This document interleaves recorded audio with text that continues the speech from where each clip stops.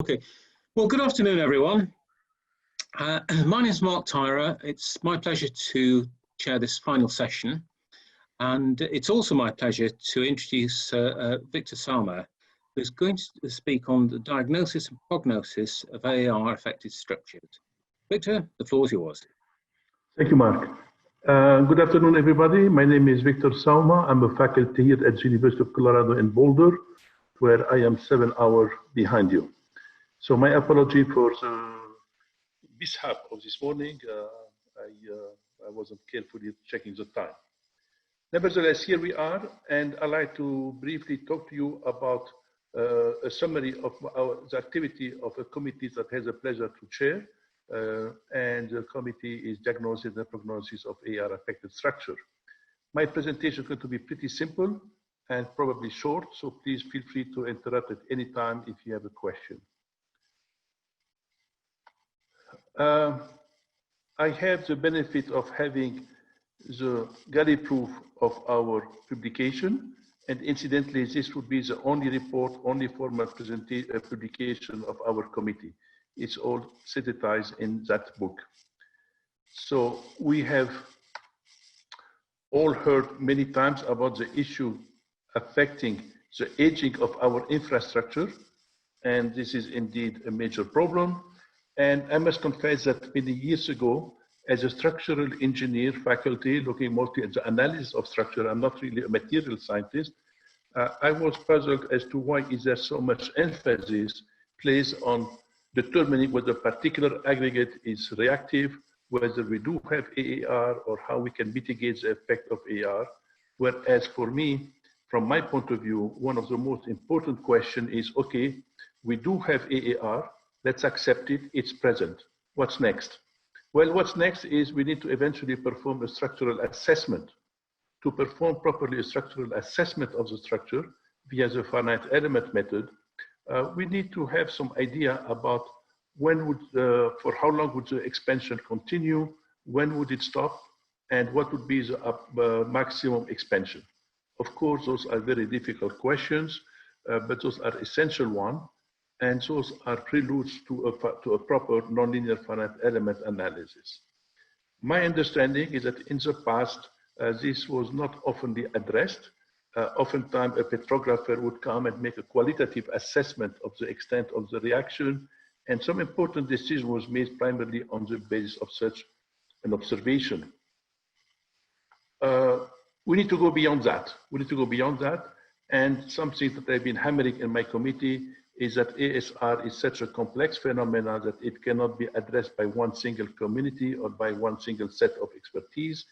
It has to be the synergy of various expertise from petrographer, a concrete chemist, material scientist, and last but not least, structural analysis.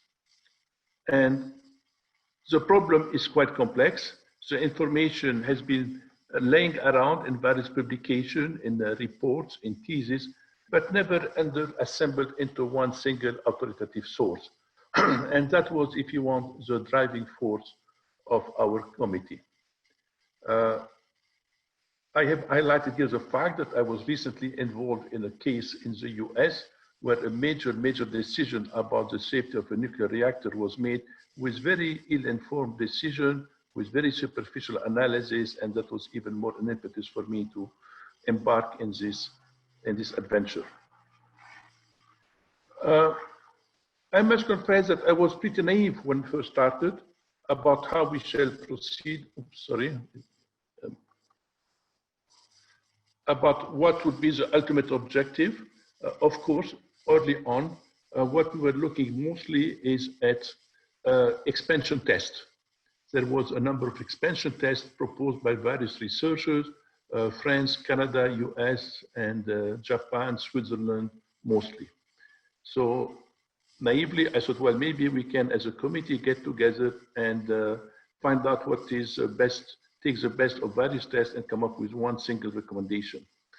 Quickly, I realized that this was impossible, and let's accept the fact that there are different options, and let's look at them. So early on, that was the original driving force, expansion test, prior to finite element analysis. Well, as times went on, through discussion, through interaction with other researchers, we realized that, okay, we cannot necessarily build a consensus and let 100 flowers blossom, as I said here, and let us expand a little bit on that. Now, this being the introduction or the preface of the STAR report, I have also made a point to not constrain any participant to a certain number of pages in their report or in the chapter. Typically, they would submit to me the Word file, and typically I would translate that, if you want, into LaTeX. I'm a fan of LaTeX, and to have a concise draft. And then let each one participant determine what they want. So a total, we have a 26 chapter, 4 major appendices, broken into 4 sections. And as I said earlier, no chapter length was imposed, and one should not assume that those who embrace brevity are deficient in quality. So this is the premises, this is what was our driving force. So if I go now to the table of content, and again, feel free to interrupt if you have any question.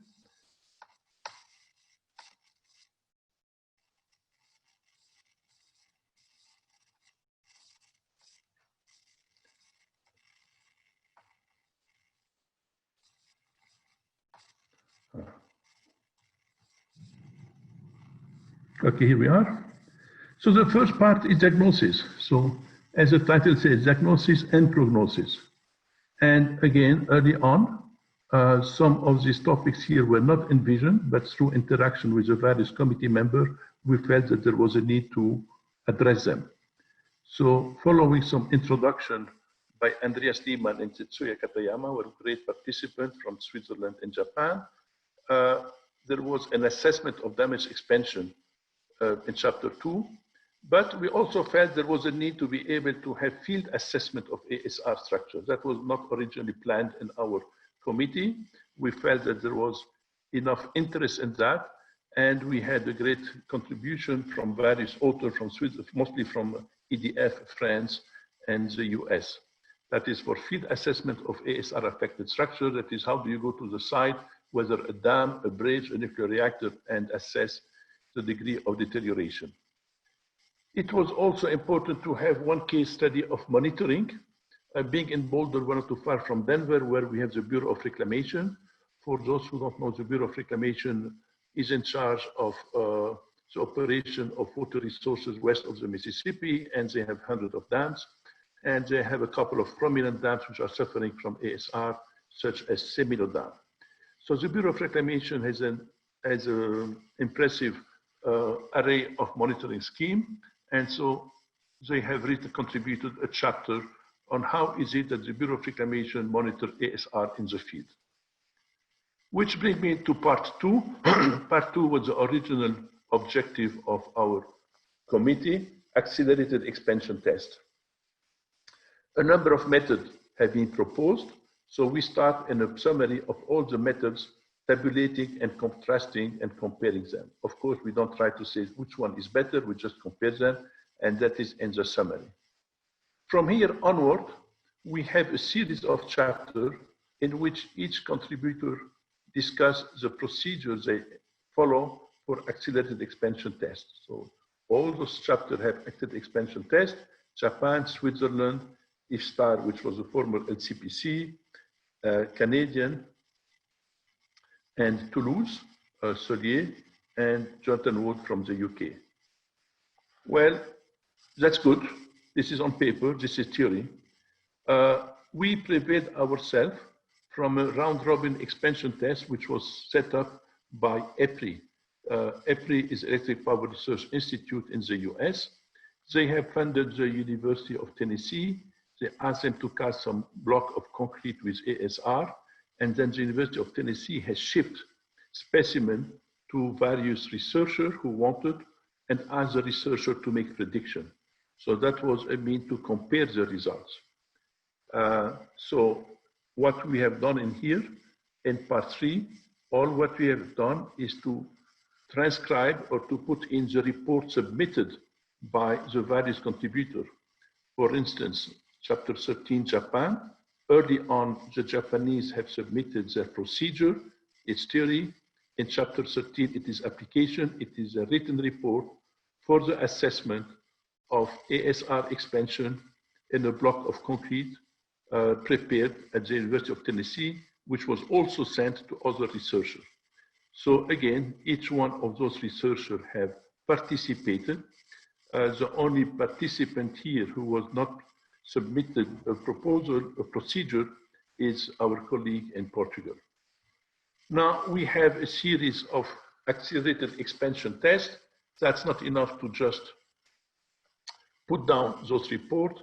Andreas Lehmann kindly took all those results and made an assessment of the results, so comparing the outcome of this prediction.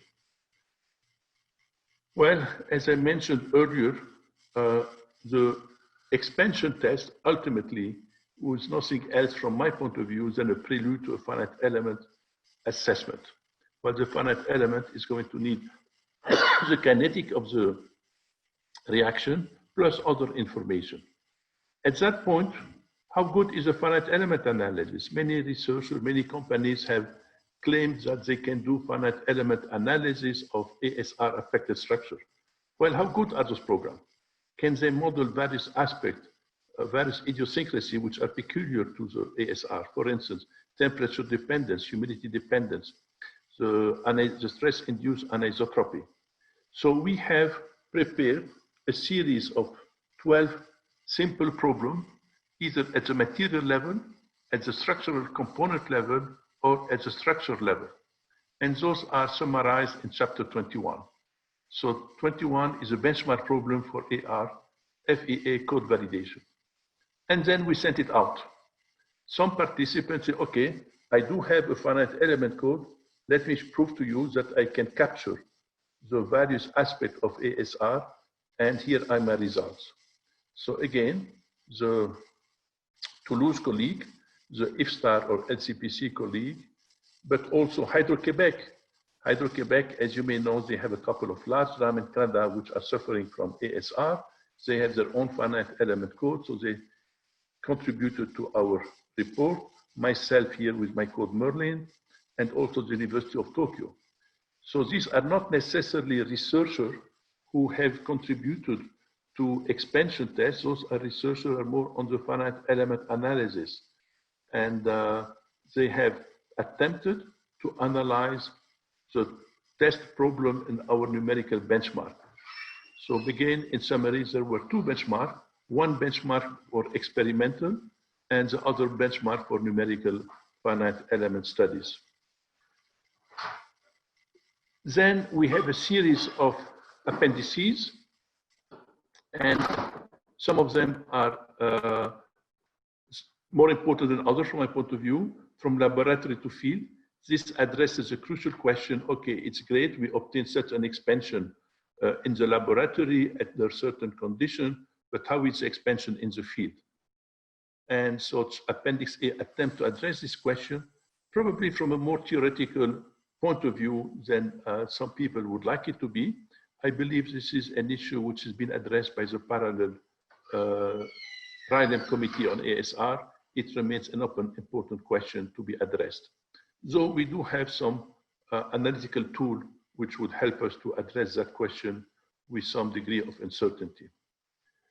We like to estimate the past expansion based on crack index, because when you have a problem with ASR, typically you discovered after the expansion has started, you pull out a core and you want to make a prediction for future expansion through the accelerated expansion test, but also for a proper analysis, you would like to attempt to do a simulation starting day 0, day 1.